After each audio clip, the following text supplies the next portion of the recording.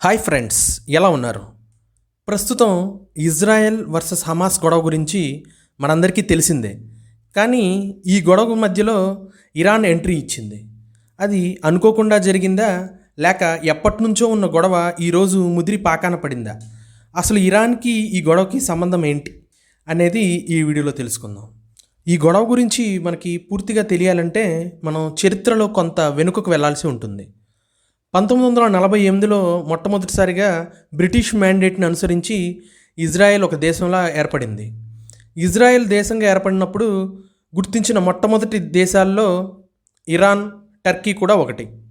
ఆ సమయంలో ఇరాన్ని పహలవీ డైనస్టీకి చెందిన రాజులు పరిపాలించేవారు. అప్పటి రాజు మహమ్మద్ రెజా పహలవీ గారు 1948లో ఇజ్రాయెల్తో ఎంతో కొంత సత్సంబంధాలని మెయింటైన్ చేయడం జరిగింది. అలా చరిత్రలో 1948 నుంచి 1979 వరకు ఇరాన్ ఇజ్రాయెల్ రిలేషన్షిప్స్ కొంతవరకు బాగానే ఉన్నాయి.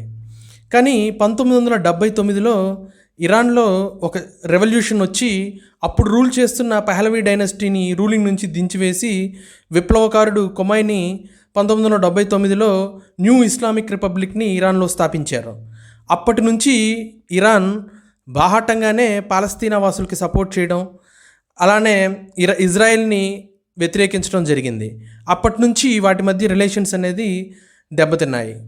ఆ సమయంలోనే ఇరాన్ ఇజ్రాయెల్తో ఉన్న అన్ని సంబంధాలు కట్ చేసుకొని వాటి మధ్య ఉన్న రాకపోకలను కూడా నిలిపివేసింది. ఇరాన్లోని ఇజ్రాయెల్ ఎంబసీని పాలస్తీనియన్ ఎంబసీగా మార్చేసింది.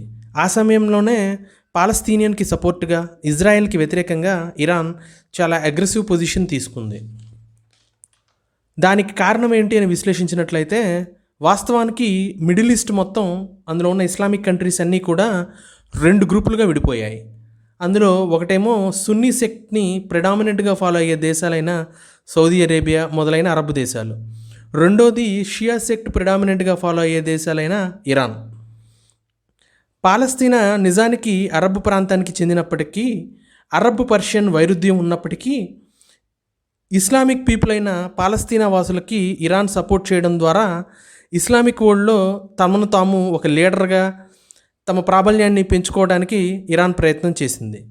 అంతేకాకుండా అమెరికా ఇరాన్ దృష్టిలో చాలా బద్ధశత్రువు. ఈ అమెరికా సపోర్ట్ వల్లే ఇజ్రాయెల్ పాలస్తీనా ప్రాంతంపై పట్టు సాధించిందని, కాబట్టి ఈ కన్ఫ్రంటేషన్ అనేది అమెరికా ఇజ్రాయెల్ని ఒకేసారి వాళ్ళకి డైరెక్ట్గా కౌంటర్ అటాక్ ఇచ్చినట్లుగా ఉంటుందని దీనిపై అగ్రెసివ్ పొజిషన్ తీసుకోవడానికి ఇంకొక కారణం. అలానే మేజర్గా అమెరికాతో చాలా మంచి డిప్లొమాటిక్ రిలేషన్షిప్స్ ఉన్న అరబ్ దేశాలని ఒక డిఫెన్స్ స్టెప్లో పడేసింది. అంటే ఒక్క దెబ్బతో 3 పిట్టలు అన్నట్టు ఇజ్రాయెల్పై ఇరాన్ వ్యతిరేక భావంతో ఉండటం వల్ల మొట్టమొదటిగా అమెరికా ఇజ్రాయెల్పై డైరెక్ట్గా కన్ఫ్రంట్ చేసినట్లు ఒకటి.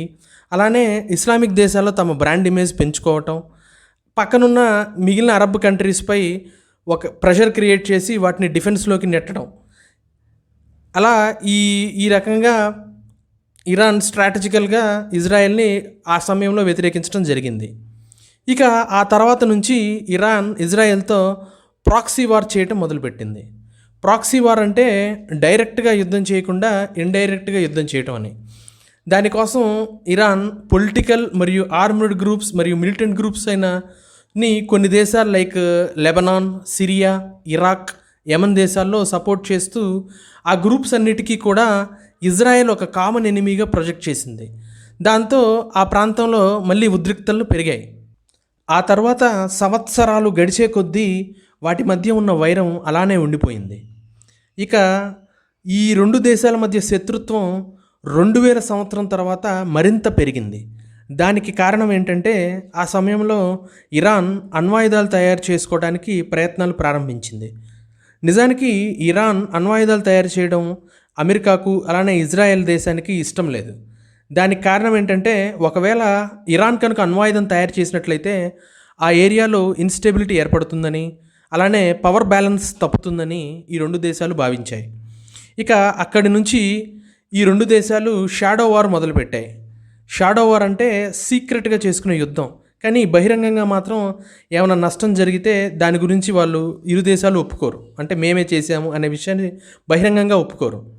ఇక చాలామంది జియోపొలిటికల్ ఎక్స్పర్ట్స్ ప్రకారం అమెరికా మరియు ఇజ్రాయెల్ ఇక ఈ సమయం నుంచి ఇరాన్ యొక్క న్యూక్లియర్ ప్రోగ్రామ్ని దెబ్బతీసేందుకు ఈ ప్రోగ్రాంలో పనిచేసే టాప్ సైంటిస్టులని డ్రోన్స్ మరియు అత్యాధునికమైన మిలిటరీ ఎక్విప్మెంట్స్తో అసాసినేట్ చేయటం, అలాగే ఈ న్యూక్లియర్ ప్రోగ్రామ్కి వాడే సాఫ్ట్వేర్స్పై మాల్వేర్తో సైబర్ అటాక్స్ చేయటం మొదలైన ఆటంకాలు సృష్టించడానికి ప్రయత్నం చేసింది అని చాలామంది జియోపొలిటికల్ ఎక్స్పర్ట్స్ అభిప్రాయం.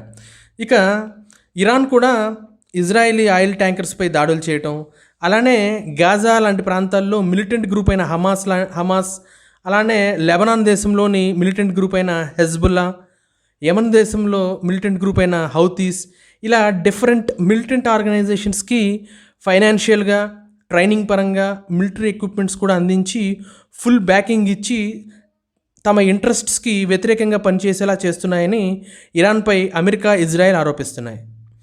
నిజానికి మిడిల్ ఈస్ట్లో ఏ కాన్ఫ్లిక్ట్ వచ్చినా సరే మెయిన్గా 2 దేశాల గురించి చెప్పుకోవాలి. అందులో ఒకటి సౌదీ అరేబియా, రెండో దేశం ఇరాన్. ఇక వీటి కాన్ఫ్లిక్ట్ గురించి క్లుప్తంగా చెప్పాలంటే ఈ 2 దేశాలు కూడా మధ్యకాలంలో ప్రాక్సీ వార్స్ చేసుకుంటాయి. దానికి కారణం ఏంటంటే సౌదీ అరేబియా అరబ్ దేశం మరియు ఇరాన్ పర్షియన్ దేశం. అలానే సౌదీ అరేబియా ప్రెడామినెంట్గా సున్నీ సెక్ట్ని ఫాలో అవుతే ఇరాన్ షియా సెక్ట్ని ఫాలో అయ్యే దేశం. ఇక రెండో కారణం మనం చూసినట్లయితే వాస్తవానికి సౌదీ అరేబియా చాలా రిచ్ కంట్రీ, పైగా ఇస్లామిక్ స్టేట్స్ అన్నిటికీ కూడా తమను తాము పెద్దన్నగా భావించే ఒక కంట్రీ. కానీ ఇరాన్ దాన్ని ఛాలెంజ్ చేసింది. అందుకే ఈ 2 దేశాలు కూడా కేవలం పవర్ అండ్ డామినెన్స్ కోసం ఎప్పుడూ ప్రాక్సీ వార్ చేసుకుని ఒక దేశంలో ఒక గ్రూప్ని ఒక దేశం సపోర్ట్ చేస్తే దాని ఆపోజిట్ గ్రూప్ని ఇంకొక దేశం సపోర్ట్ చేస్తూ ఇండైరెక్ట్గా ప్రాక్సీ వార్స్ అనేది చేసుకుంటూ ఉన్నాయి. ఇక లేటెస్ట్గా గాజాలో హమాస్కి వ్యతిరేకంగా ఇజ్రాయెల్ పోరాడుతుంది. ఆ దాడుల్లో భాగంగా పాలస్తీనాకి సపోర్ట్ చేసే సంస్థలపై ఇజ్రాయెల్ ఏరియల్ స్ట్రైక్స్ చేయడం మొదలుపెట్టింది. దీనిలో భాగంగానే సిరియాలో ఇరాన్ ఎంబసీపై ఇజ్రాయెల్ ఏప్రిల్ 1న దాడి చేసింది. ఆ దాడిలో సుమారుగా 13 మంది మృతి చెందడం జరిగింది. అందులో ఇరాన్కి సంబంధించిన మేజర్ అఫీషియల్స్ కూడా ఉండటంతో ఇరాన్ దీన్ని సీరియస్గా తీసుకొని తిరిగి డ్రోన్స్ మరియు మిజైల్ అటాక్స్ని ఇజ్రాయెల్పై చేయటం జరిగింది. కానీ ఆ సమయంలో ఇజ్రాయెల్ చాలా యాక్టివ్గా ఉండటం, మరీ ముఖ్యంగా ఐరన్ డోమ్ మరియు ఏరియల్ డిఫెన్స్ సిస్టమ్ని చాలా యాక్టివ్ చేసి సన్నద్ధంగా ఉండటంతో చాలా భారీ నష్టం నుంచి ఇజ్రాయెల్ తప్పించుకోవడం జరిగింది. ఇప్పుడు రీసెంట్గా మళ్ళీ ఇజ్రాయెల్ రిటాలియేటరీ స్ట్రైక్స్ చేయడం జరుగుతుంది. అసలు ఇలా జరుగుతూ పోతుండగా ఈ గొడవ పెద్దదవుతూ ఉంది. ఈ గొడవ వల్ల ఏమైనా ఈ యుద్ధం మిగతా దేశాలకి స్పిల్ అయ్యి వరల్డ్ వార్ 3 వచ్చే అవకాశం ఉందా అని మనం ఆలోచించినట్లయితే నిజానికి ఈ సమయంలో జరుగుతున్న ఇరాన్ ఇజ్రాయెల్ కాన్ఫ్లిక్ట్ ప్రభావం ప్రపంచ దేశాలపై ఎలా పడుతుందో అనేది అప్పుడే చెప్పలేమని, ఈ వివాదం త్వరగా సమసిపోవాలని, ఎందుకంటే బాహాటంగానే ఇరాన్కి రష్యా సపోర్ట్ చేస్తుంది, అలానే ఇజ్రాయెల్కి అమెరికా సపోర్ట్ చేస్తుంది.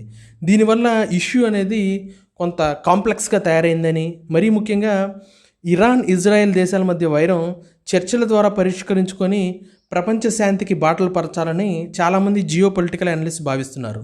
ఎందుకంటే ఈ 2 దేశాల మధ్య యుద్ధం మిగతా దేశాలకి స్పిల్ అవ్వటం అనేది ఒక ప్రాబబిలిటీ అయితే, జనరల్గా 2 దేశాల్లో యుద్ధం చేసుకున్నప్పటికీ కూడా ఆ తాలూకు రిపర్కేషన్స్ అనేది ప్రపంచ దేశాలన్నిటి మీద పడే అవకాశం ఉంది. మరీ ముఖ్యంగా ఎకనామికల్గా ఈ ఇంపాక్ట్ అనేది అన్ని దేశాలపై పడే అవకాశం ఉందని, కనుక వారిద్దరి మధ్య ఉన్న గొడవని చర్చల ద్వారా పరిష్కరించుకొని ప్రపంచ శాంతికి బాటలు పరచాలని, అప్పుడే ఈ కాన్ఫ్లిక్ట్ అనేది వీలైనంత త్వరగా సమసిపోవాలని జియోపొలిటికల్ అనలిస్ట్స్ భావిస్తున్నారు. That's all for today. Thank you friends. Please subscribe our channel.